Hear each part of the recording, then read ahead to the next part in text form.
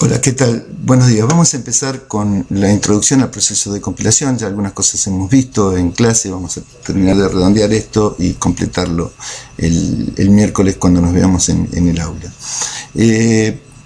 Para verlo desde un punto de vista más global, vimos en el primer libro todo el tema de las gramáticas, los lenguajes, BNF, la jerarquía de Chomsky, alguna introducción a la semántica, y luego vimos en el libro 3 todos los algoritmos que nosotros usamos, el de Thomson, el de construcción de subconjuntos, bueno, todos los algoritmos que vimos, el autómata finito mínimo, el autómata finito de la expresión regular, la máquina de Turing.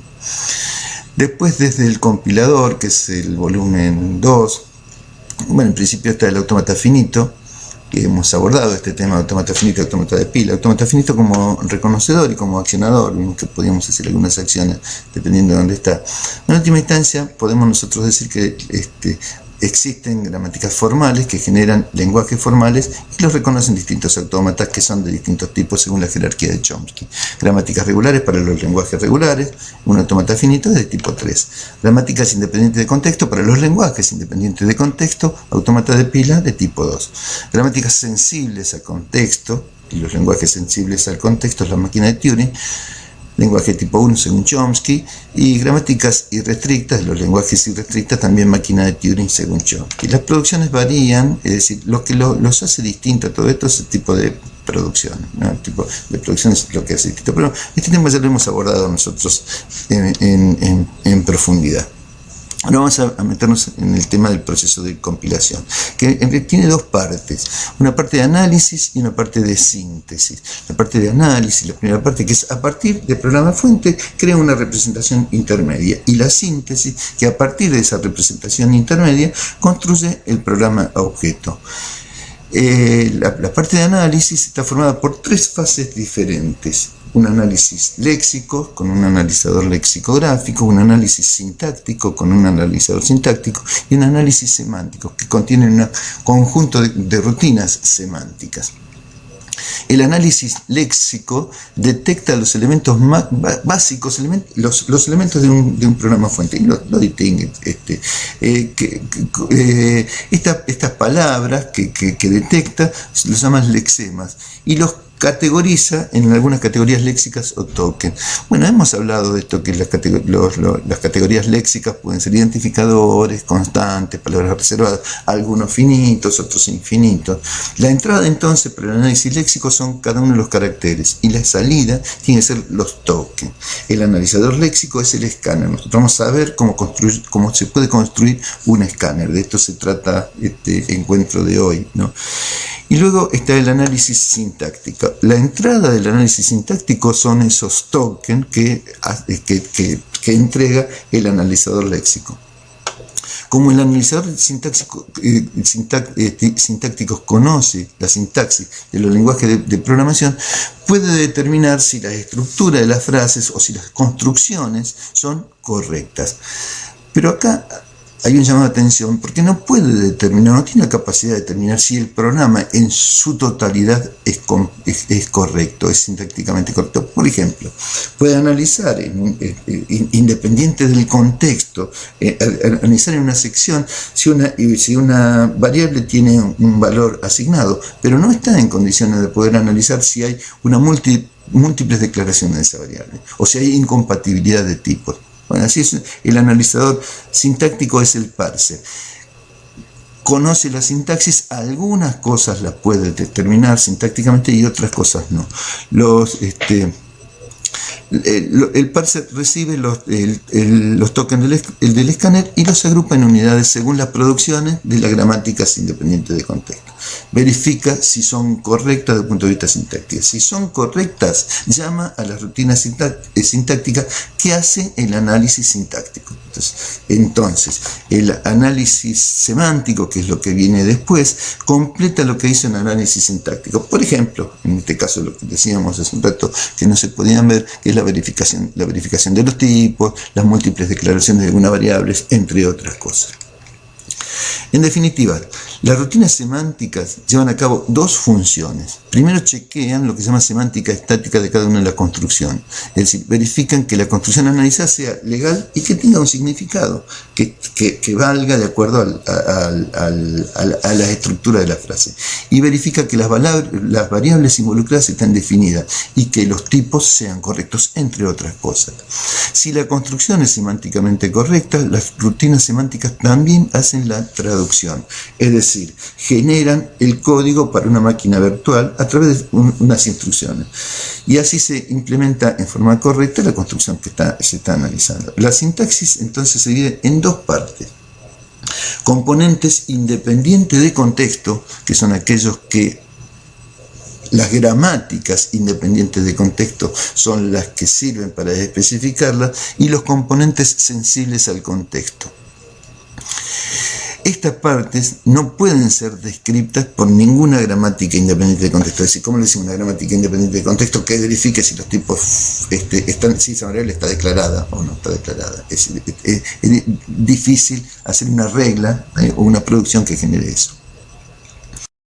Bueno, el componente semántico en lenguaje de programación se divide en dos partes entonces: semántica estática y la semántica en tiempo de ejecución. La semántica estática de un lenguaje de programación define las restricciones sensibles al contexto que deben cumplirse para que un programa sea considerado correcto. Por ejemplo, que todos los identificadores estén declarados, que los operadores y los operandos tengan el tipo correcto, que las rutinas, es decir, los procedimientos que utilizamos y las funciones sean llamados con el número apropiado de los argumentos sean los correctos. Bueno, ninguna de estas cosas se pueden describir o se pueden expresar mediante una gramática independiente de contexto. Nos abocamos nosotros a este lenguaje simple, que ya lo vimos en clase, micro. Bueno, el único dato es el entero, ustedes recuerdan, todos los identificadores son declarados implícitamente, ya abordamos qué significaba la longitud máxima de 32 caracteres, los identificadores deben comenzar con una letra y están compuestos por letras y dígitos. Las constantes son secuencias de dígitos, números enteros, y hay dos tipos de sentencias: de asignación, identificación, este es el operador de asignación, expresión. Expresión es infija y se construye con identificadores constantes y los operadores más y menos. Los paréntesis están permitidos. Y después de entrada y salida tenemos leer, lista de identificadores, y escribir lista de expresiones. Cada sentencia termina con un punto y coma.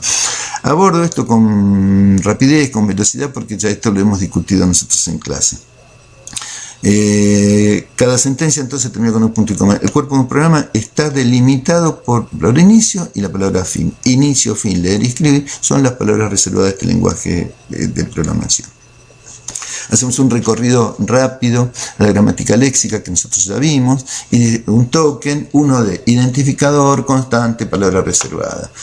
Operador aditivo, asignación, carácter de puntuación. Identificador, ¿qué es? Identificador es una letra, y letras o dígitos, recuerden ustedes lo que significaba la llave, repetía 0 o más veces. Constantes es un dígito, y dígitos 0 o más veces. Bueno, letra o dígito es una letra o dígito. Letra, entre la y la z y la z dígito. Bueno, todo esto ya lo vimos en clase. Los operadores aditivos, uno de más o menos, la asignación es 2 puntos igual, carácter de puntuación, uno de, paréntesis que abre, paréntesis que cierra, coma y punto y coma. La gramática sintáctica, bueno, aquí es la estructura que tiene que tener este programa. Un programa está compuesto por una palabra reservada, inicio, luego un no terminal, que es un conjunto de lista de sentencias, y la palabra reservada, fin. Es decir, esta es una palabra que tiene que estar al principio, unas sentencias y fin. La lista de sentencias es una sentencia seguida con un conjunto de sentencias. La misma descripción. La sentencia puede ser identificador, 2 puntos igual a expresión, o leer lista de identificadores, escribir lista de expresiones. Todo según lo que decíamos nosotros en la definición informal de este lenguaje de programación. Lista de expresiones es una expresión, coma, expresión, es decir, un conjunto de expresiones separado por coma.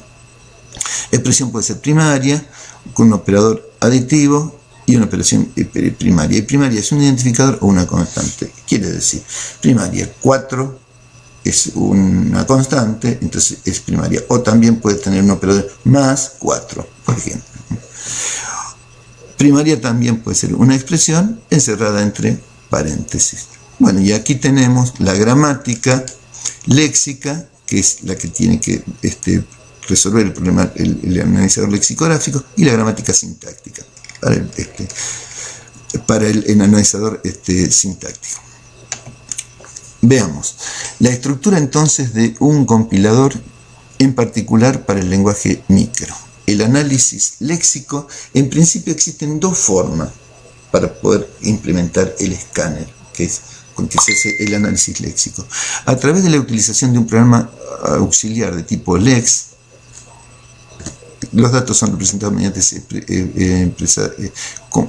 expresiones regulares, esto ya lo hemos visto. No hemos visto LEX, pero sí hemos visto expresiones regulares, o mediante la construcción de una rutina basada en el diseño apropiado de un autómata finito determinativo. Nosotros vamos a utilizar este método. Vamos a resolver el analizador léxico a través de la construcción de una rutina basada en el diseño apropiado de un autómata finito determinístico, que, como dijimos la vez anterior, no debe ser mínimo. Pero quiero significar con esto que no es la única forma de encontrar, de poder implementar el escáner. El análisis sintáctico también existen dos formas. El análisis sintáctico descendente, análisis sintáctico descendente recursivo y el análisis sintáctico ascendente. El descendente va a modelo general a lo particular y el otro es al revés, pero el otro necesita el auxilio de un programa tipo JAK. Entonces, el análisis léxico y el análisis sintáctico se pueden hacer de dos formas. El análisis léxico, si bien se puede hacer de dos formas, nosotros vamos a implementar a través de una rutina basada en un autómata finito determinístico. Y el análisis sintáctico, que también se puede hacer de dos formas, nosotros vamos a hacer el análisis sintáctico descendente.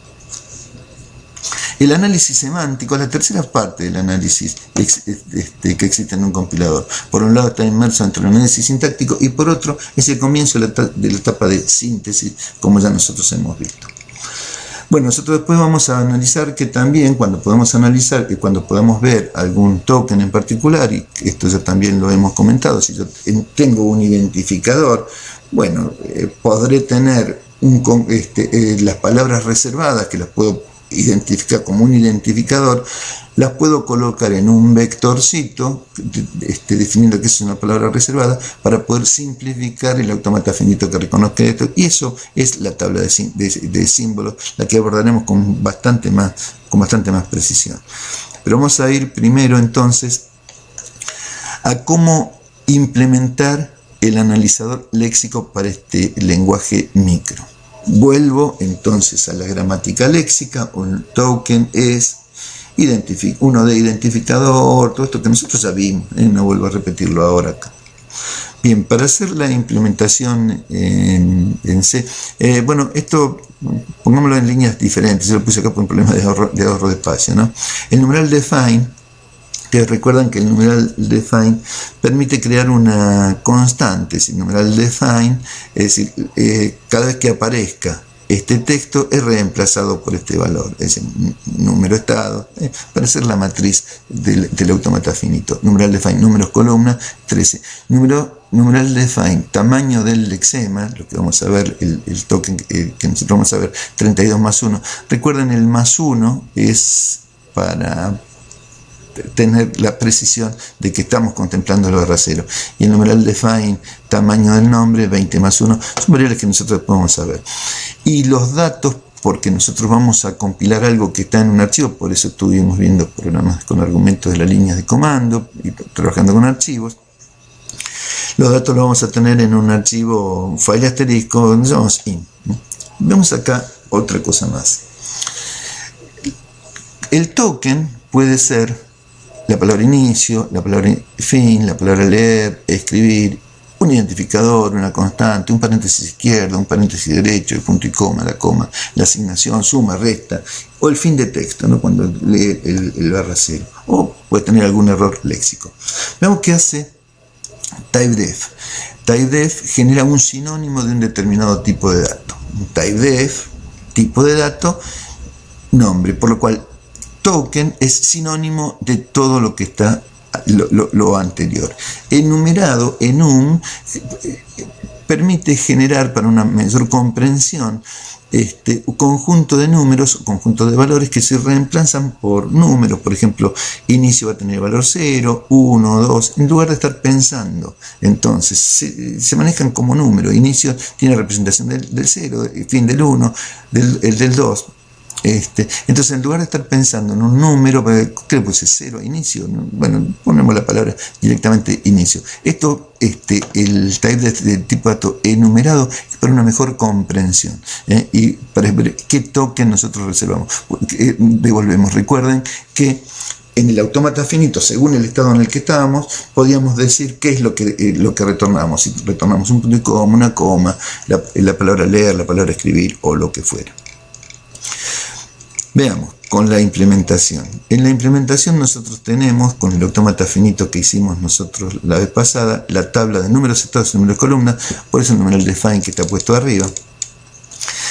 Bien, la función columna in columna es la misma función, con un poquito más de cosas que las que teníamos nosotros cuando hicimos el autómata finito, más columnas simplemente, pero retorna la columna. Si es un carácter, retorna 0, si es un dígito, retorna 1, si es más, retorna 2, si es menos. Ustedes recuerden que había algunos, por ejemplo, en el caso de los que son con tamaño fijo, por ejemplo el punto y coma es único, entonces ahí encontramos un lexema fácilmente, pero por ejemplo los identificadores tenemos que recorrer hasta encontrar un elemento espurio.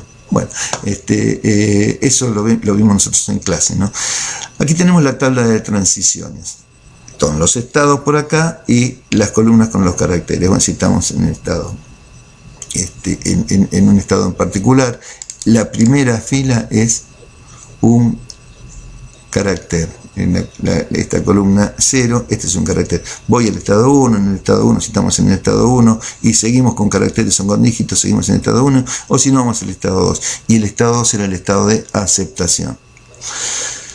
14 era el estado de rechazo. Bueno, esta tabla es la tabla que responde al autómata finito que hicimos en el pizarrón y que vamos a volver a escribir nosotros en el pizarrón. Pero recuerden, son los estados que tenemos y las columnas, es decir, el símbolo de la columna. La primera columna depende de un carácter, la segunda un dígito, el signo más, el signo menos. Y recuerden que algunas cosas las tenemos que encontrar hasta el elemento espurio para poder identificarlo. Bueno, definido esto, empezamos nosotros con nuestro autómata finito. El autómata finito que tiene varios estados. Al carácter le asignamos fgetC. In es el flujo, es el archivo. fgetC retorna el próximo carácter. Entonces a car le asigna el carácter leído. Columna va a buscar en la función columna, como hacíamos nosotros siempre, la columna que corresponde al carácter leído. El estado al que transitamos en la tabla, el estado al que llegamos, es el estado que depende del estado del cual partimos y la columna del carácter que nosotros acabamos de leer, que está acá en columna. Si la columna es distinto de 11, es decir, si no es un espacio en blanco, que en 11 teníamos el espacio en blanco, si no es un espacio en blanco, entonces lo que hacemos nosotros es cargarlo. En esta variable le llamamos buffer y vamos al elemento siguiente. Cargamos, bueno, si es 11, estado, tabla, columna. Mientras que no sea un estado final o mientras que no sea un estado de rechazo. Es decir, cuando llegamos a un estado final, por ejemplo el estado 2, tenemos que haber encontrado, bueno, pues un carácter, un identificador. Entonces estamos, mientras que no sea el estado final, porque si es un estado final salimos porque encontramos un lexema adecuado, o estado de rechazo, porque para qué vamos a seguir analizando si estamos en un estado de rechazo. Bien, cuando salimos de acá, completamos la cadena con el barra C. Ahora bien, tenemos que completar en qué estado salimos. Si el estado es el estado 2. Si el estado es el estado 2. Y la columna es distinto de 11, es decir, es distinto de un espacio en blanco. Lo que tenemos que hacer es devolver al flujo ese carácter espurio. Si era un espacio en blanco, ABC espacio es un identificador, ABC punto y coma, sale con ABC punto y coma, pero el punto y coma no es parte del identificador, lo tenemos que devolver al flujo. Bien, si es distinto de un espacio en blanco, devolvemos ANGEL C, vuelve el puntero 1 para atrás. ¿Y qué hace? ¿Qué hacemos nosotros? El buffer, esta variable en que tenemos el lexema que estamos poniendo, retornemos una posición atrás, ponemos el barra cero en la posición inmediata anterior. ¿Y qué retornamos? ID, retornamos identificador, retorna un token. Esta función retorna un token. Token se llama escáner. Token podía ser cualquiera de estas cosas. Token podía ser, está visto acá, inicio, fin, escribir. Bueno, ID. En lugar de ponerle 0, 1, 2, 3, en lugar de ponerle 4, ID. Bueno, ID cuando recibimos en el otro lado, ID, lo que sabemos que estamos recibiendo es un identificador. Bueno, lo mismo si el estado es 4, si es distinto es 4. Ustedes recuerdan que es el estado donde analizábamos que encontrábamos una constante. Acá también es lo mismo. Cualquier carácter espurio tenemos que devolverlo al flujo en el caso de que no sea un espacio en blanco. Si es un espacio en blanco, no. Y retornamos constante. Bueno, si es 5, retornamos suma, resta, paréntesis izquierdo, paréntesis derecha. Y fin de la implementación del escáner. El escáner, desde el punto de vista de la implementación, como ustedes ven, es absolutamente simple para poder implementarlo. Ahora viene el problema del parser. El parser sí es un poquito más complejo, pero el parser, que es un poquito más complejo, yo les voy a dejar para que lean el material subido al blog, y para el miércoles próximo hacemos el análisis o la lectura del parser, que sí es un poquitín más complejo, pero vayan ustedes por favor leyéndolo. Nos vemos el miércoles. Muchas gracias.